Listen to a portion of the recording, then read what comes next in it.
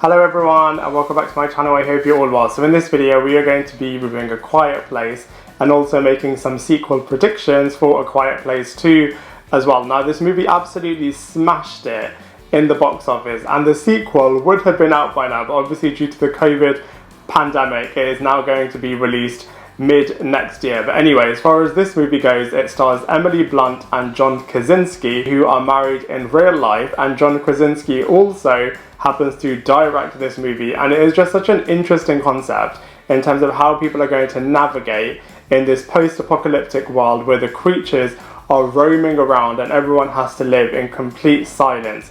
The concept is really interesting, as it really does make you as a viewer just pay full attention and you're just really immersed into this world, and it makes you super quiet as well so that you can really live and breathe everything that these characters are going through. So I'm going to be breaking down everything to do with A Quiet Place and also making some sequel predictions in this movie review. So as far as the storyline goes for this movie, the world has been absolutely obliterated by these creatures who have no sight but have hypersonic hearing and bulletproof armor, and as soon as anybody makes a sound, this creature will absolutely jump on them, attack them, and end up killing them. So the film focuses on a family trying to live in these very surreal circumstances, and this family consists of a mother, father, a son, and a deaf daughter who really blames herself for accidentally kind of leading to the death of her other younger brother. The mother of this family is also pregnant with another child, and so it really does examine how this family are going to survive in these very surreal circumstances. So the cast and characters in this movie are just absolutely awesome. Even though it only just focuses on a single family, they are just brilliantly playing their parts, and you're literally with every single one of them as they're trying to navigate through these crazy circumstances. So let's really quickly go through them one by one. So first up we have Emily Blunt, who plays Evelyn Abbott, a character who has to endure excruciating pain and has to try and be silent throughout. So this actress just plays this role absolutely brilliantly. We then have John Krasinski, who plays Lee Abbott, who is just literally going day by day, just hoping for his family to survive these circumstances. And like I said before, John Krasinski is also the director for this movie. We then have Millicent Simmonds, who plays Regan Abbott, the deaf daughter of the Evelyn and the Lee character, and she is also deaf in real life and just brilliantly plays this character. You really sympathize and connect with this character so much, and she really is the heart and soul of the movie, and this actress just depicts this character so well. And then finally we have Noah Jupe, who plays Marcus Abbott, and he really does try to help his father recognize the guilt that his sister is carrying for the accidental death of the younger brother, Bo Abbott. So as a little collective group, this family just work throughout this movie so well, and you're really connected with all of them from start to finish. So from a visuals point of view, everything in this movie just looks really great.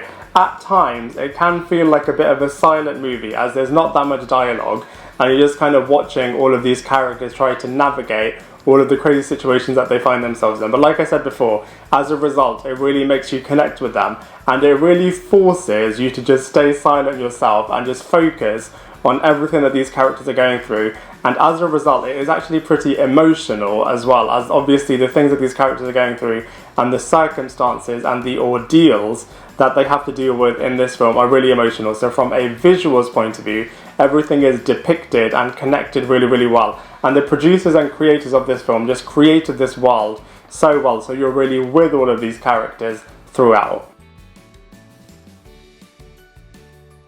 So in terms of comparisons, there are quite a lot of post-apocalyptic movies, and I can't wait for the second one to come out to really do a comparison between the second one and the first one. I was looking at the trailer for the second movie is just absolutely going to take it to the next level, and I just cannot wait to see what's going to happen. But let's compare it to other movies in this section for now. So the most similar movie in terms of the setup of the film is definitely Bird Box. I do think Bird Box probably does surpass this movie. This movie is really cool, but I just think Bird Box just kind of took it a little bit further. I do think it's a lot better than Alien, and I would say it's on par with The Mist. So whilst it is a really, really cool movie, I do think that there are really strong contenders out there as well in terms of post-apocalyptic horror movies. So in terms of the ending of this movie, things get really, really intense as the Evelyn character gives birth and they try to take the baby into their soundproof basement, but then the alien enters, which is just absolutely terrifying. Meanwhile, the kids are kind of getting lost and they try to run away from an alien, which is where they find out that Regan's hearing aid emits a high frequency sound that really confuses and disorientates the aliens. The dad then joins the kids and the alien is kind of trying to attack all of them, which is where the father sacrifices himself, and his final words to Regan is that he loves her, which is just absolutely heartbreaking.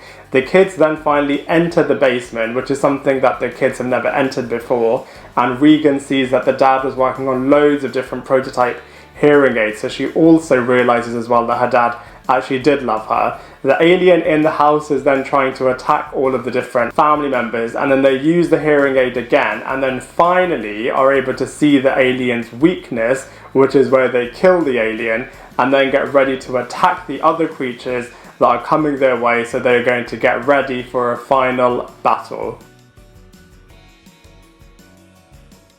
So in terms of the sequel to this movie, the trailer that's being released just shows that they are going to kind of split the movie into two parts. The first part is going to show how the world kind of got into this situation, as when the movie starts, you're kind of in the place where it's already happened. So the first part of the sequel will explore how everything happened and kind of got to the position that we saw the first movie in, and then the second part will kind of be the next installment for what this family is going to go through. So they're going to meet other survivors and they're going to quickly realize that those other survivors aren't actually as nice or supportive as they would have hoped they will be. And I think this is going to be a little bit more like Bird Box, where there's going to be like loads of kind of people who all have their very selfish agendas and are all desperate to survive and will really betray one another, and people won't really be trusting one another. And I just think it's going to be absolutely gripping to see what humans do in this situation where they have no loyalties and are really only in it for themselves. So I think it's going to be absolutely gripping and absolutely nail-biting to see how all of these selfish humans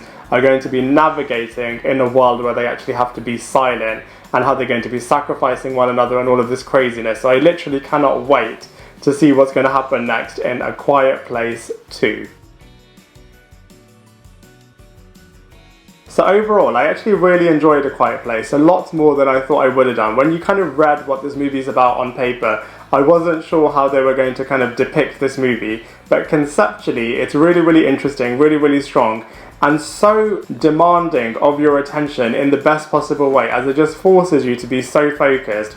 I remember when I watched it in the cinema was absolutely silent, and it was just so cool, as everyone was just really with these characters. You're so connected with them, and it's just such a brilliant film from start to finish. And so for all of those reasons, I'm going to give this movie a solid 6.5 out of 10.